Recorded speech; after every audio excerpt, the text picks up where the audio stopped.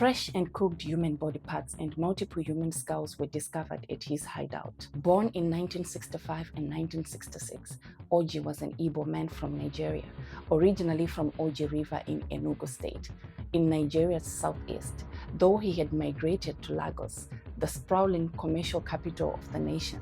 In the beginning, he was nobody special. He was initially a razor blade merchant, a small man selling small things by the roadside, forgettable, unremarkable, just another face in Lagos. But then something shifted. He later proclaimed himself a shaman, a native doctor who went by the name Chineyelu. He abandoned his trade. He stopped talking to people normally. Over time, he would feign insanity, discouraging people from approaching his makeshift shelter beneath the bridge. Near Toyota bus stop Oshodi, Isolo, to the neighborhood, he was just the madman under the bridge, the harmless lunatic who muttered to himself and cooked strange things at night. Nobody looked twice, nobody asked questions, and that was exactly the way Clifford Orji wanted it. There are things in this world that once you learn them, you cannot unlearn. What happened beneath that bridge in Oshodi was one of those things. For years, people in the area said they regularly saw upmarket cars stopping beneath the flyover at night. Wealthy men, men in suits, men who did not belong in the neighborhood, stepping out of expensive vehicles and disappearing beneath the concrete darkness. They came, they collected something, and they left. Nobody connected the dots. Locals knew he had late-night barbecues. The smoke would rise from under the bridge, and people assumed it was a desperate man cooking cheap food to survive. Nobody suspected what was really on the fire. But the true horror wasn't just what Orji was eating. He had confessed to targeting vulnerable individuals, prostitutes, the homeless, people that Lagos had already forgotten, people who would not be reported missing, people nobody would come looking for. When asked how he had lured his victims, Orji claimed he would blow a substance onto the forehead of a woman who would then follow him back to the underpass. Whether this was true, whether it was a ritual, whether it was drugs, nobody ever fully established the truth.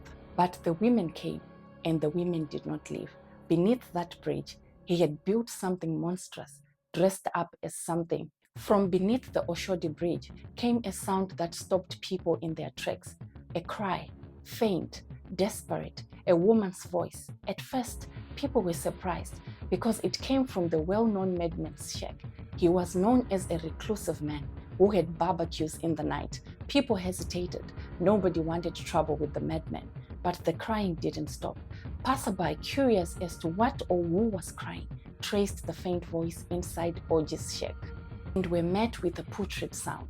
Alongside the smell, they saw a pot of freshly cooked human limbs, wrists, thighs, and the dying woman whose cries they had heard, lying helplessly by metal pots and firewood. The crowd erupted. Orji ran, but the crowd gave chase. And in chaos, no one noticed small emaciated woman imprisoned inside the tires of Orji's shack. It was only after he was caught and dragged back to watch the mob demolish his home that Awau Lawau was discovered awaiting her turn on the menu. She was barely alive, filthy, starving. She had been held captive, kept alive just long enough. The sight of Awau Lawau drove the crowd wild. They beat her captor until the police arrived. Lawau died several days later, falling into a coma from which she never woke. And what police found when they searched that shack would make hardened officers go quiet.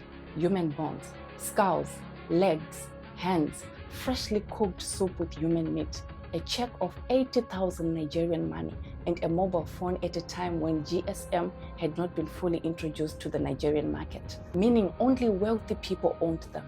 This was not poverty. This was not madness alone. This was a business. The crowd then turned their attention to a man they knew to be Orji's friend, Tahiru Aliyu. The mob tore his shack down too and found a 4-meter pit underneath, where some of the victims were kept before they were killed and cooked. A pit dug into the earth beneath a residential shack, deep enough to hold people, deep enough to muffle screams. For how long had this been going on?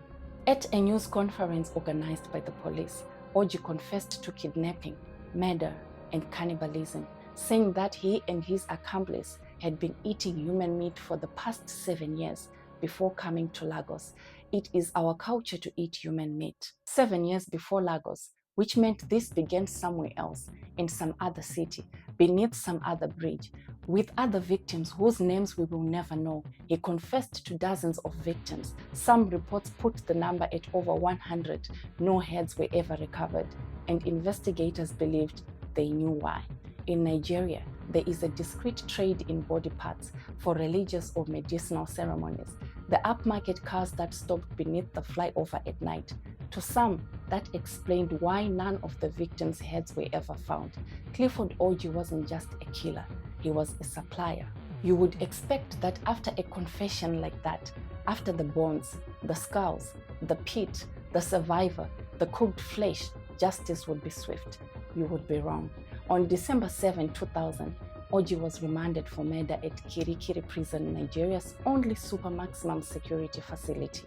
And then the system swallowed him.